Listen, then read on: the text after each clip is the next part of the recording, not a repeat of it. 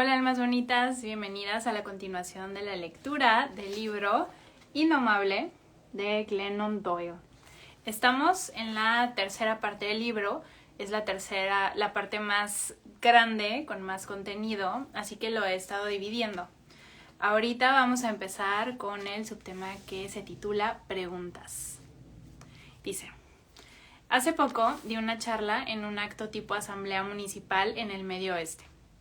Había 1 millar de mujeres en la concurrencia, 4 hombres mal contados, unos cuantos bebés balbuciantes. Cuando abrimos el turno de preguntas, reparé en que una mano se levantaba despacio al fondo de la sala. La ayudante encargada del micro se apresuró hacia las últimas filas. Se deslizó entre los bancos y le pidió a la propietaria de la mano que se levantara. Una mujer de cabello corto y canoso, con un rostro afable y serio surcado de arrugas, se puso en pie con lentitud. Llevaba una sudadera con una bandera de Estados Unidos y la palabra abuela escrita sobre la misma con pintura en relieve casera. Le temblaba la mano una pizca cuando sostuvo el micro. Me enamoré de ella al instante. Dijo: hola Glennon. Llevo 10 años siguiendo tu obra y he venido a hacerte una pregunta que no me atrevo a formular a nadie más. Estoy confusa. Mi sobrino ahora es mi sobrina. Lo adoro. Perdón, la adoro. Mi nieta llevó a un chico al baile de bienvenida del año pasado y a una chica este año. ¿Y ahora tú también eres gay? No pretendo ofender a nadie, pero ¿por qué todo el mundo es tan gay de repente? De súbito, la quietud y el silencio se apoderaron de la sala. El mar de cabezas que se había vuelto hacia esa mujer giró despacio hacia mí. Noté el estrés colectivo de la concurrencia. Por ella, por mí, por todas nosotras. Oh, Dios mío, ¿ha sido ofensivo? ¿Estaba fuera de lugar? ¿Se ha enfadado Glennon? Pero sí, ¿por qué todo el mundo es tan gay de repente? Les preocupaba que acabáramos de estrellarnos y estallar en llamas. Yo sabía que por fin habíamos despegado. Bienaventuradas sean las que tienen el valor de incomodarnos, porque ellas nos despertarán y nos harán avanzar. Respondí: gracias por hacer una pregunta que a la mayoría le da miedo reconocer que se plantea. Las preguntas no formuladas se convierten en prejuicios. Su sobrina y su nieta tienen suerte de contar con usted. ¿Me dice su nombre, por favor? Joan. Yo sé por qué todo el mundo es tan gay de repente. Son esos malditos transgénicos, Joan. Una marea de carcajadas de alivio inundó la iglesia al completo. Algunas señoras reían con tantas ganas que les rodaban las lágrimas por las mejillas mientras todas participábamos en un bautizo inmenso, colectivo, orgánico. Cuando las risas se apagaron, sugerí que respirásemos profundamente. Qué bien nos sentó reír y luego respirar juntas. No todo tiene que ser aterrador, a fin de cuentas. Esto es la vida nada más y solo somos personas que tratamos de descifrarnos unas a otras, que tratamos de descifrarnos a nosotras mismas. Después de la respiración conjunta, comenté algo parecido a lo siguiente. Hay fuerzas salvajes y misteriosas en el interior de los seres humanos, y entre ellos que nunca hemos sido capaces de entender.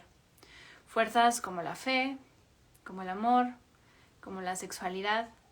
Nos sentimos incómodas con nuestra incapacidad para comprender o controlar esos misterios.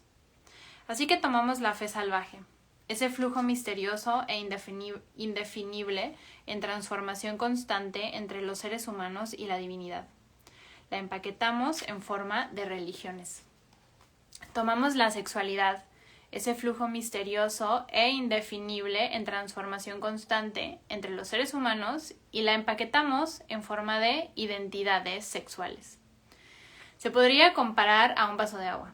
La fe es el agua, la religión es el vaso. La sexualidad es el agua, la identidad sexual es el vaso.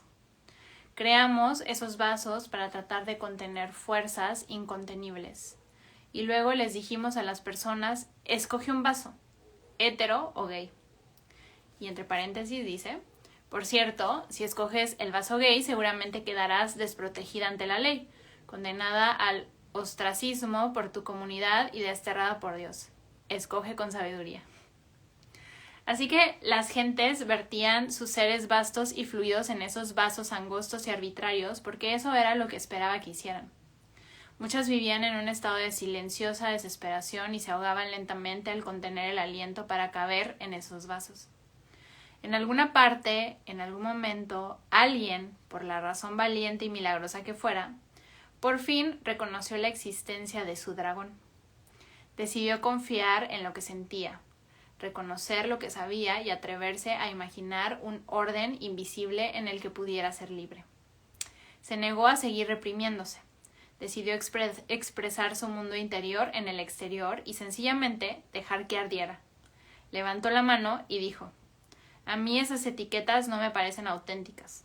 No quiero entrar a presión a ninguno de esos vasos. Para mí la cosa no funciona exactamente así. Todavía no tengo claro cómo funciona, pero no es así. Alguien más oyó hablar a esa valiente pionera y notó una esperanza eléctrica corriendo por sus venas. Pensó: un momento, ¿y si no estoy solo?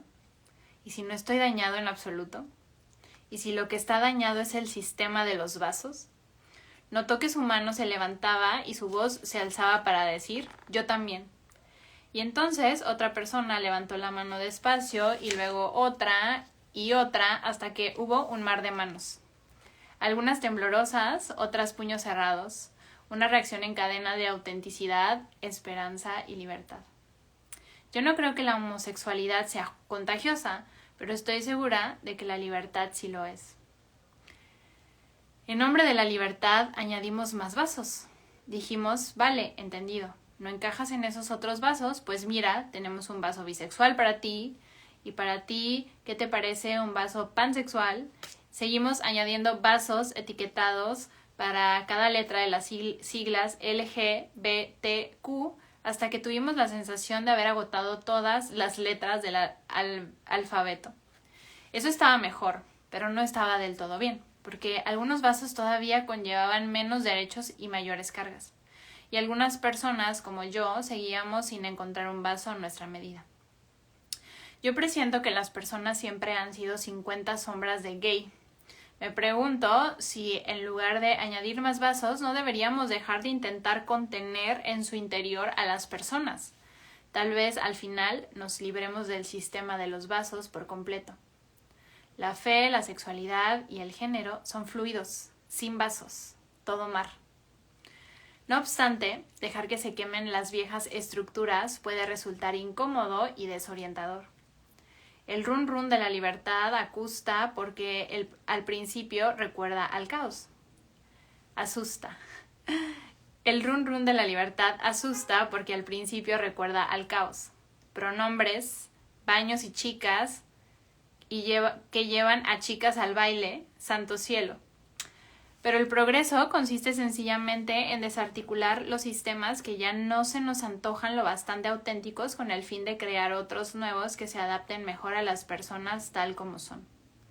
La gente no está cambiando, al fin y al cabo. Sucede que, por primera vez, hay libertad suficiente para que las personas dejen de cambiar lo que son. El progreso consiste en reconocer lo que hay y lo que hubo en todo momento. El progreso siempre es un retorno. Tal vez podamos dejar de empeñarnos en comprender el maravilloso misterio de la sexualidad y en vez de eso limitarnos a escucharnos a nosotras mismas y a las demás personas con curiosidad y amor y sin miedo. Podemos dejar que cada cual sea la persona que es y creer que cuanto más libres seamos cada una de nosotras, mejores seremos todas. Tal vez nuestro concepto de la sexualidad pueda devenir tan fluido como la sexualidad misma. Podemos recordar que por más que nos perturbe dejar que otros emerjan de sus vasos y fluyan, merece la pena. Nuestra buena disposición a sentirnos confusas, abrir la mente y ser bondadosas salvará vidas. Puede que el valor no consista únicamente en negarse a tener miedo de una misma, sino también en negarse a temer al otro. Tal vez podamos dejar de buscar territorios comunes y permitir a todo el mundo ser el mar. Ya lo es en cualquier caso. Que así sea. Vamos a seguir con autorizaciones. Una organización de cristianos fundamentalistas anunció recientemente que me excomulgaba de la iglesia evangélica. Me hizo mucha gracia enterarme de eso. Me sentí como Kramer en la serie Seinfeld, cuando su jefe intenta despedirlo de un empleo que nunca desempeñó. No me puedes despedir, replica Kramer, perplejo y desafiante. En realidad ni siquiera trabajo aquí. Estaba hablando del tema con una amiga y me dijo, ¿es tan horrible? ¿Por qué no pueden entender que tú naciste así? No puedes evitarlo, es una crueldad castigarte por algo que ni siquiera puedes cambiar. Pensé, no es exactamente así. En ocasiones decimos cosas que creemos cariñosas cuando en realidad están revelando nuestro adoctrinamiento. Las cosas que no puedes evitar son cosas que evitarías si pudieras. Tengo clarísimo que, aunque pudiera cambiar mi sexualidad, no lo haría. Santo cielo, me encanta compartir mi vida con una mujer. Me encanta que nunca cejemos en el ansia de comprendernos mutuamente y el hecho de que ninguna se rinda hasta que lo conseguimos. Me encanta que ya nos entendamos tan bien porque solo dos mujeres que intentan abandonar las mismas jaulas. Me chifla que nuestra vida en común sea una conversación eterna que solo interrumpimos para dormir. Me encanta tener relaciones con mi mujer. Adoro las caricias que son invitaciones y adoro el momento en que nuestras miradas se anclan y lo tenemos claro. Adoro lo bien que una entiende el cuerpo de la otra y adoro el terciopelo líquido de su piel. Me encanta la suavidad, la intensidad, la paciencia y la generosidad del entretanto y el amor del después. El tiempo fuera del tiempo, cuando yacemos en mutuo abrazo sin decir nada y sonreímos al techo de puro alivio y gratitud. Me encanta que una de las dos acabe por soltar una risita en todas las ocasiones y diga, ¿de verdad es esta nuestra vida? He estado casada con una persona de otro género y con una de mi mismo género. El matrimonio entre personas del mismo género se me antoja mucho más natural, porque carece del esfuerzo constante por salvar la brecha entre dos géneros que a causa del adiestramiento cultural aman y viven de manera muy distinta. Mi mujer y yo ya estamos al mismo lado del puente. Estar casada con Abby es llegar a casa tras un viaje largo, frío y agotador. Ella es la chimenea que chisporrotea, la alfombra de pelo largo, el sofá en la que me desplomo, la manta que me envuelve y la música de jazz sonando de fondo que me hace remecer bajo mi manta. Lo que quiero decir es lo siguiente. ¿Y si no nací así en absoluto? ¿Y si me casé con Abby no solo porque sea gay, sino porque soy lista? ¿Y si escogí mi sexualidad y mi matrimonio y estas decisiones son sencillamente las más sinceras, sabias, hermosas, leales y divinas que he tomado en toda mi vida? ¿Y si he acabado por considerar el amor entre personas del mismo género una decisión inteligente? ¿Sencillamente una idea genial? ¿Algo que recomendaría sin reservas? ¿Y qué pasa si reivindico la libertad no porque naciera así o porque no pueda evitarlo, sino porque puedo hacer lo que me apetezca con mi amor y con mi cuerpo de un año para otro, de un momento para otro? Porque soy una mujer adulta que no necesita excusas para vivir como le plazca y amar a quien le parezca. ¿Qué pasa si no necesito vuestro permiso porque ya soy libre? Concesiones. Hace poco, Abby y yo, en compañía de mis hijas y de mi hijo, estábamos tumbadas en el sofá viendo una de nuestras series familiares favoritas. Durante una escena muy emotiva quedó claro que la hija adolescente se disponía a decirle a su familia que era gay. Los adultos y ella estaban en torno a la mesa de la cocina cuando la hija anunció: «Os tengo que decir una cosa. Me gustan las chicas». En el silencio que se hizo a continuación, tanto los adultos de la televisión como nosotras, 5 en el sofá, contuvimos colectivamente el aliento. La madre tomó la mano de la hija y le dijo: «Te queremos». Yo susurré: «No lo digas, no lo digas, no lo digas». En cualquier caso, maldita sea, lo había dicho. Yo sabía que la serie intentaba ser progresista, demostrar que ese padre y esa madre aceptaban la homosexualidad de su hija tanto como aceptarían su heterosexualidad. No obstante, me pregunté si de haber dicho a la niña que a su familia que le gustaban los chicos, la madre habría respondido: «Te queremos en cualquier caso». Pues claro que no, porque decimos en cualquier caso cuando alguien nos ha decepcionado. Si pillaran a mi hijo copiando en un examen, habría consecuencias y luego le aseguraría que lo quiero en cualquier caso. Si mi hija me dijera que acaba de atracar un banco, la tomaría de la mano y le diría que la quiero en cualquier caso. Ese, en cualquier caso, implicaría que si bien mi hija había hecho algo que me defraudaba mis expectativas, mi amor seguía siendo tan fuerte como para apoyarla. En lo que concierne la identidad de mi descendencia, no quiero ser una figura parental con expectativas. No quiero que mis hijas y mi hijo se esfuercen en cumplir una lista arbitraria de objetivos preconcebidos que he creado para ellas. Deseo ser una figura parental de casa del tesoro. Quiero animar a mi descendencia a pasar la vida excavando, descubriendo cada vez más quiénes son y luego compartiendo lo que han descubierto con quien tenga la suerte de merecer su confianza. Cuando encuentren una gema en su interior y la saquen para que la vea, quiero agrandar los ojos, contener el aliento y aplaudir. En otras palabras, si mi hija me dijera que es gay, no la querría a pesar de eso. La querría por eso. Y si la parentalidad consistiera menos en decirles a nuestros hijos e hijas quiénes deberían ser y más en preguntarles una y otra vez y por siempre quiénes son, entonces, cuando nos lo dijeran, lo celebraríamos en lugar de condescender.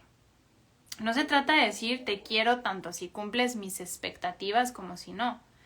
Se trata de decir mi única expectativa es que seas tú misma. Cuanto más profundamente te conozco, más hermosa te vuelves a mis ojos. Si alguien te comunica quién es, plantéate lo afortunada que eres de que te conceda ese don. No respondas con una notificación de desahucio, una autorización o una charla condescendiente.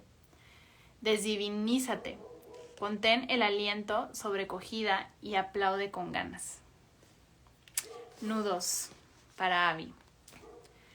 Esta noche tú y yo estamos en un despacho parroquial de algún lugar de Texas. Conversamos antes de que salga a ofrecer una charla a la multitud que aguarda. ¿No te gustan estas salas abovedadas y retumbantes? Me acompañas de todos modos. Te sientas en la primera fila y me escuchas hablar sobre Dios y las instituciones que albergo respecto a ella. Piensas que me equivoco al creer en la existencia de Dios. Pero para eso me amas y me necesitas. Tomas prestada mi fe igual que tomamos prestado el wifi del vecino de al lado. Esta pastora dijo algo que te hizo sentir segura. Te miraste las manos, comentaste. No me siento cómoda en las iglesias. De niña sabía que era gay. Tuve que elegir o la iglesia, mi madre y Dios, o yo. Y me escogí a mí. Bien dicho, terció la pastora. Carraspeó. Yo le sonreí. Pero, bien dicho, no expresaba la idea exacta. Me volví hacia ti, te acaricié la mano. Dije, nena, espera, sí. Cuando eras niña, tu corazón se apartó de la iglesia para protegerse. Permaneciste indemne en lugar de dejar que te desmembraran. Te aferraste a la persona que estabas destinada a ser en lugar de hacer contorsiones para encajar en aquella que te dijeron que fueras. Permaneciste fiel a ti misma en lugar de abandonarte. Cuando cerraste tu corazón a aquella iglesia, lo hiciste para proteger a Dios en ti. Lo hiciste para seguir siendo pura. Pensaste que esa decisión te hacía mala, pero esa decisión te hizo sagrada. Abby, lo que intento decir es que cuando eras niña no te escogiste a ti en lugar de optar por Dios y la iglesia. Te escogiste a ti y a Dios en lugar de elegir la iglesia. Al escogerte a ti misma, escogías a Dios. Cuando te alejaste de aquella iglesia, te llevaste a Dios contigo. Dios está en ti. Y esta noche, tú, yo y Dios, solo estamos de visita en el templo. Hemos venido de visita las tres para ofrecer esperanza a esas gentes contándoles historias sobre personas valientes como tú que lucharon toda su vida para mantenerse tan íntegras y libres como Dios las creó. Cuando hayamos terminado esta noche, tú y yo nos marcharemos y Dios se marchará con nosotras. Pensaba que me habías mirado de todas las maneras posibles, pero esa vez, tu manera de mirarme en el despacho parroquial es nueva. Me miras con los ojos llorosos y enrojecidos. La pastora se marchó cuando me miraste así. Solo tú, yo y Dios estábamos allí. ¡Hala! dijiste. Igual que aquella vez cuando se te enredó la gargantilla de la G. Te quedaste ahí, junto a la cama, refunfuñando, amenazando con tirarla a la basura. Te pedí la cadena, la sostuve en mis manos, casi invisible, delicado oro blanco imposible. Te marchaste. Yo le dediqué un buen rato, admirada de mi propia paciencia. Y entonces, un tirón en el lugar adecuado, el nudo se deshizo. Entraste en el dormitorio, yo la sostuve en alto, orgullosa. «Ala», dijiste. Te inclinaste y cerré el broche en tu nuca. Te besé la mejilla. Coloquemos más ideas elegantes en torno al cuello de nuestras criaturas. Calcomanías. Cuando era una joven madre agotada y aislada, recibí una tarjeta postal de una iglesia de la zona que ofrecía servicio gratuito de guardería durante el culto. Quien era entonces mi marido y yo acudimos al culto el domingo siguiente y encontramos café, desayuno, música, una guardería, charlas inspiradoras y parejas acogedoras por todas partes. La iglesia en cuestión había identificado todos los desafíos de la vida de una joven pareja y les había buscado solución durante una hora. Me sentí en el cielo, al principio. Entonces, un domingo, el predicador se puso a sermonear sobre los pecados de la homosexualidad y el aborto como si fueran los pilares sobre los que se erigía esa iglesia. Me ardieron las entrañas. Después del culto me dirigí al predicador y le dije que quería hablar con él. Le pregunté si su iglesia se basa en el Jesús que hablaba sin cesar de huérfanos y de viudas, de desmilitarización, de migrantes, de personas enfermas, marginadas y pobres. ¿Por qué razón escoge el aborto y la homosexualidad como temas para su sermón? Después de un rato, mareando la perdiz, me miró, suspiró, sonrió y me dijo: «Es usted una mujer inteligente. Lo que dice tiene lógica desde un punto de vista mundano. Pero los caminos de Dios no son los nuestros. No debe apoyarse en su entendimiento. Parece usted una persona de buen corazón, pero el corazón es caprichoso. La fe consiste en confiar. No pienses, no sientas, no sepas. Desconfía de tu corazón y de tu mente y confía en nosotros. Eso es la fe». Pretendía hacerme creer que confiar en Él era confiar en Dios, pero Él no era mi conexión con Dios. Mi corazón y mi mente eran mis conexiones con Dios. Si cerraba ese canal, estaría confinado en el hombre que lideraba esa iglesia en lugar de confiar en Dios. Estaría dependiendo de su entendimiento. Si hay algo que me induce a pensar y a cuestionarme las cosas a fondo, es un líder que me advierte de que no piense y no me haga preguntas. No externalizaré pasivamente mi fe y la de mi familia en favor de otros. Soy madre y tengo responsabilidades para con toda la familia, no solo para con mis hijas e hijo. Cuando nuestras instituciones religiosas fomentan el odio o la división, tenemos 3 opciones. 1. Guardar silencio, que equivale a estar de acuerdo. 2. Desafiar al poder de viva voz y trabajar con ahínco para obrar cambios. 3. Largarnos con nuestras familias.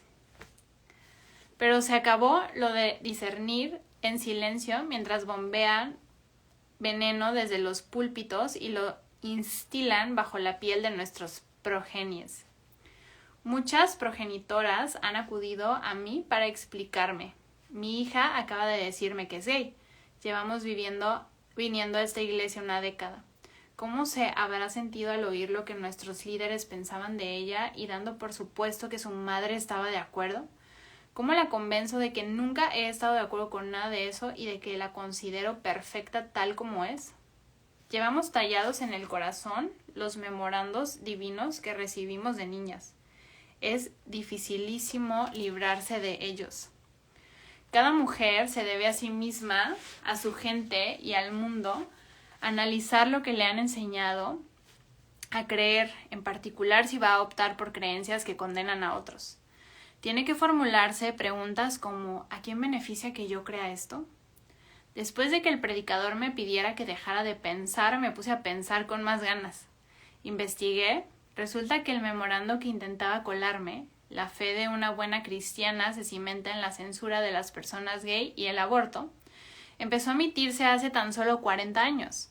En la década de 1970, a unos cuantos hombres ricos, poderosos, blancos y aparentemente etéreos les inquietó la posibilidad de perder su derecho a seguir segregando a los alumnos por razas en sus escuelas privadas cristianas y no poder conservar sus ventajas fiscales. Esos hombres pensaban que el movimiento por los derechos civiles amenazaban su dinero y su poder.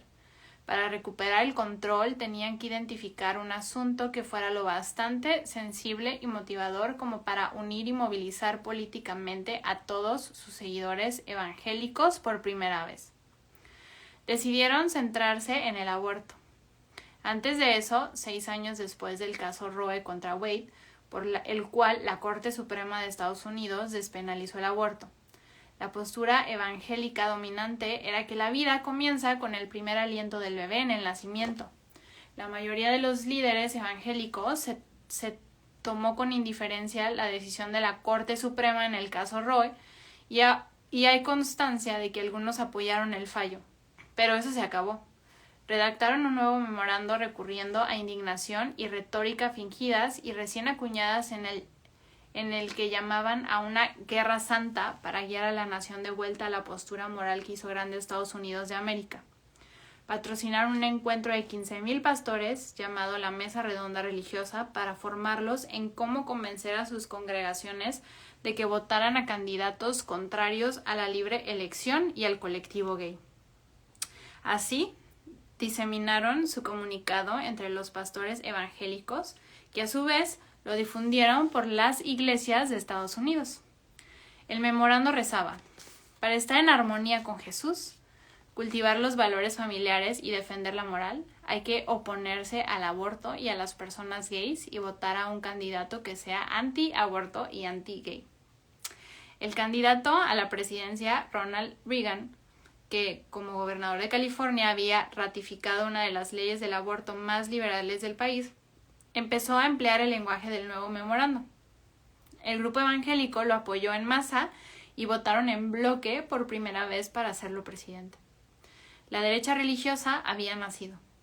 La cara del movimiento era la postura privada y provalores familiares de millones de personas, pero la sangre que corría por sus venas eran el racismo y la codicia de unos pocos. Así fue como las gentes evangélicas blancas se convirtieron en el bloque de votantes más poderoso e influyente de Estados Unidos y en la gasolina del motor de la supremacía blanca estadounidense.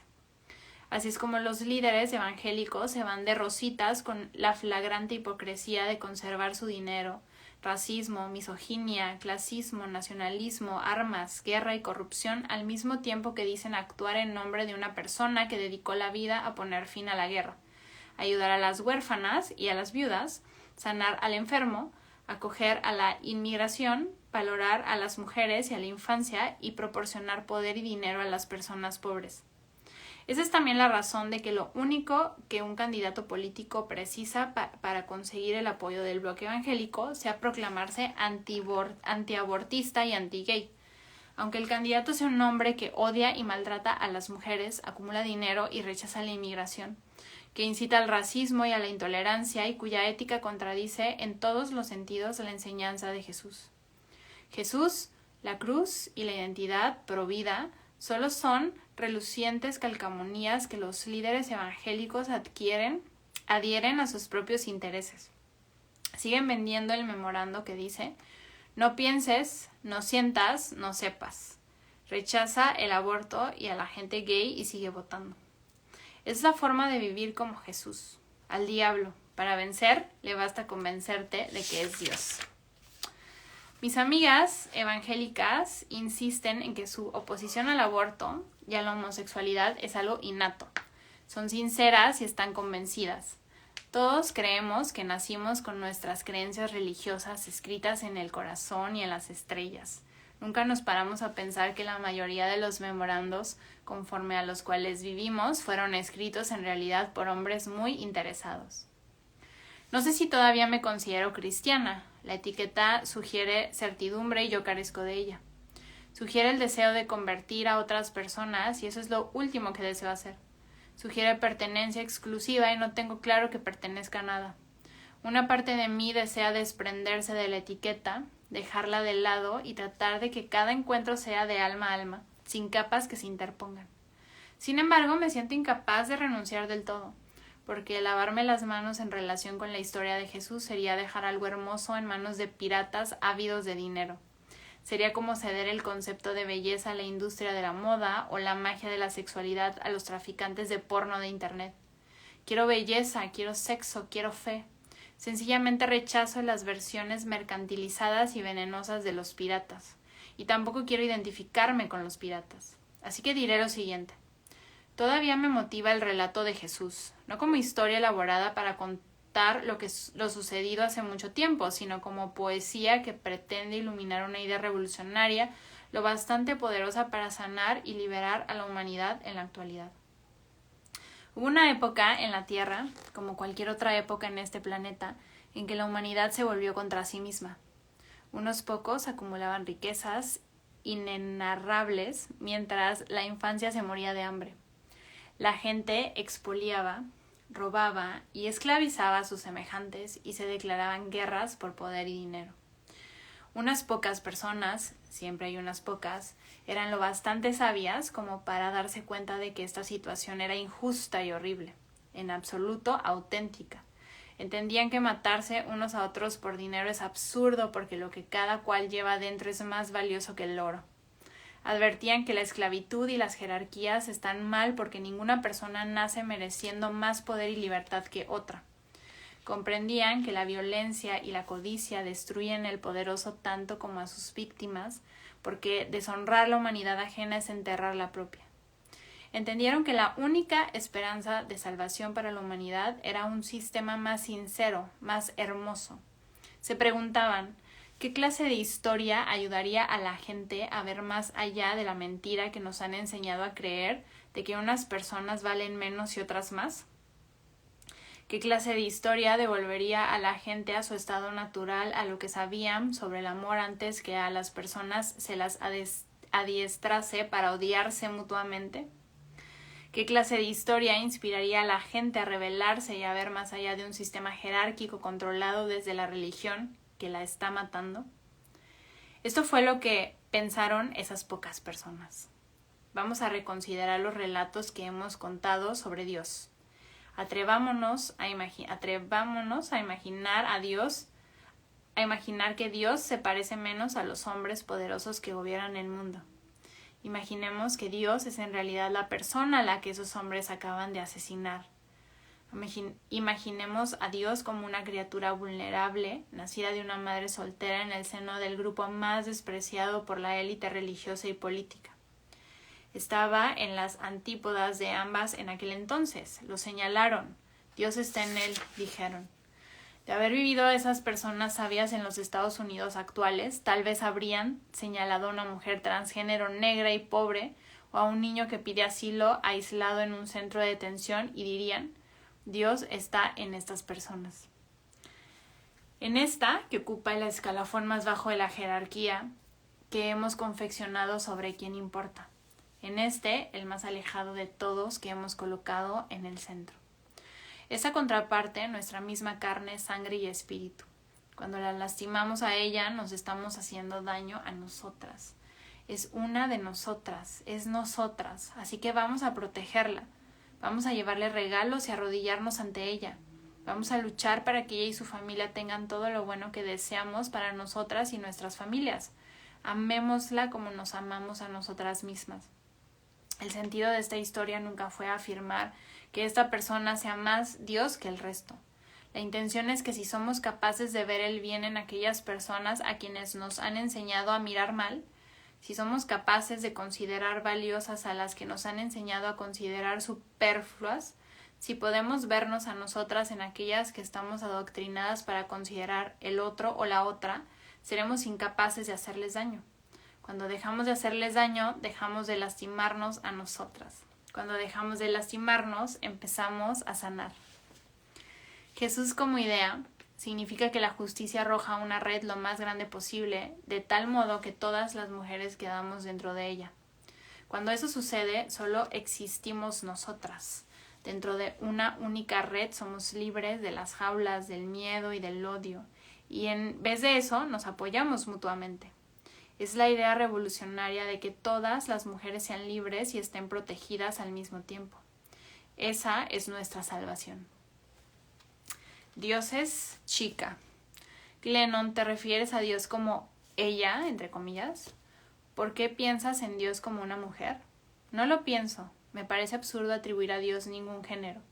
Pero en la medida en que referirse a Dios en femenino resulte inconcebible para muchas personas, mientras que hablar de Dios en masculino les parece perfectamente aceptable, y en la medida en que las mujeres sigan estando infravaloradas, maltratadas y controladas aquí en la tierra, seguiré empleando el femenino. Conflictos. Creo que este es el último. El penúltimo. Recientemente recibí un correo electrónico de una antigua reconocida de esa iglesia que abandoné.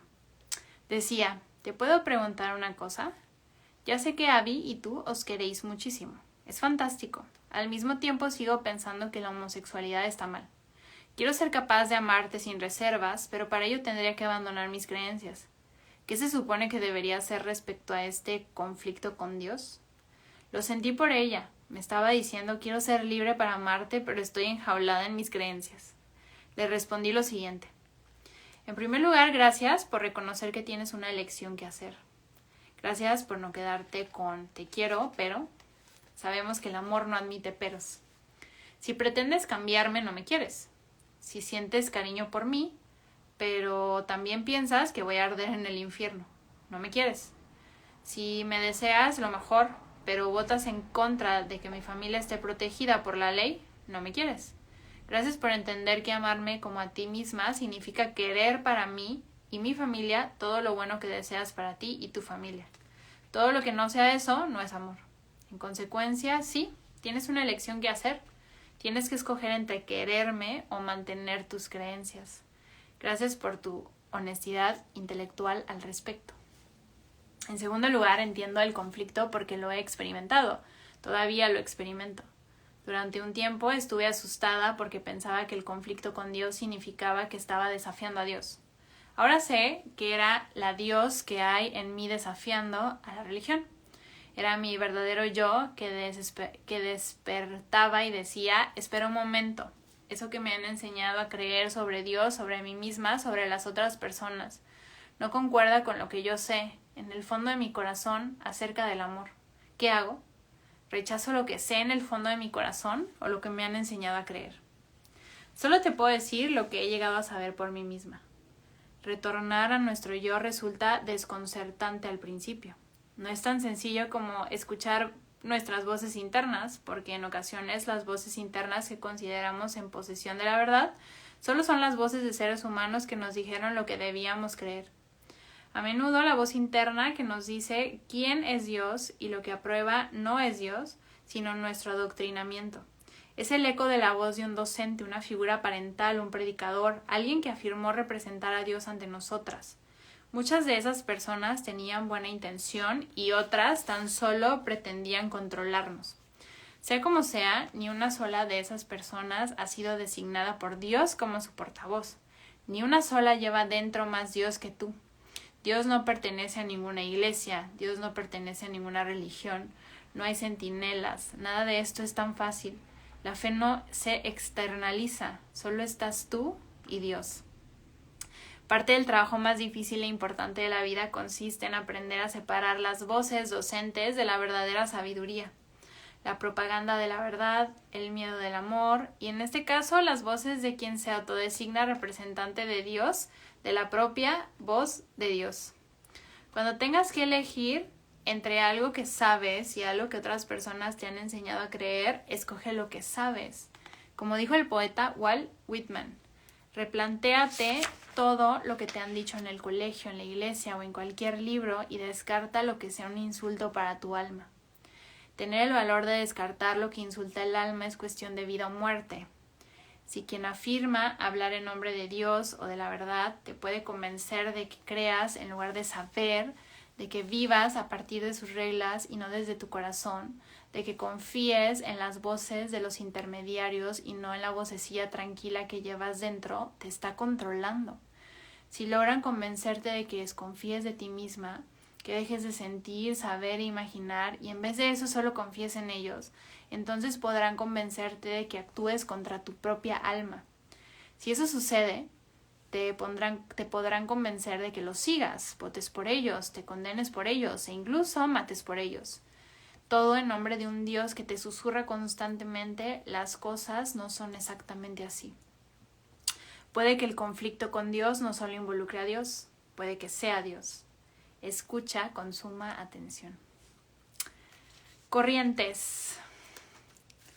El arte, cuando es bueno, no surge del deseo de alardear, sino del deseo de dejarse ver. El arte, cuando es bueno, siempre procede de nuestro deseo desesperado de respirar, ser vistas, ser amadas. En la vida cotidiana estamos acostumbradas a ver únicamente la luminosa capa exterior de la gente. El arte consigue que nos sintamos menos solas porque siempre procede del centro desesperado del artista y hay desesperación en el centro de cada una. Por eso el arte, cuando es bueno, supone un alivio tan grande. Las mujeres a menudo me comentan que mi obra les supone un alivio. Lo que siento a continuación es el deseo de responder a mi ofrenda contándome su propia historia. Durante muchos años me quedaba horas después de una charla mientras una mujer tras otra me tocaba el brazo diciendo necesito contarte esto. Al fin alquilé un apartado de correos y prometí a las mujeres que si enviaban sus historias las leería todas. Cada semana las cartas llegaban a raudales. Cajas de cartas se amontonan en mi dormitorio y en mi despacho. Imagino que las estaré leyendo hasta que se cumplan 90 años. Unas cuantas veces a la semana desconecto el teléfono, el ordenador y la tele, me acurruco en la cama y leo cartas. Siempre me aporta un alivio inmenso. Así somos. Estamos todas tan hechas polvo y todas tan mágicas. La vida es tan brutal y tan bella.